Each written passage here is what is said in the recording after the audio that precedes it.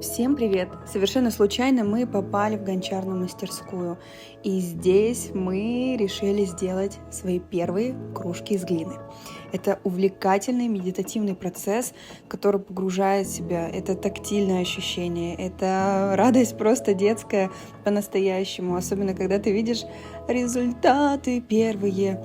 Вот, так что мы насладились, столько всего эстетичного, там все просто царит творчеством, а еще эта мастерская находится в квартире советского художника.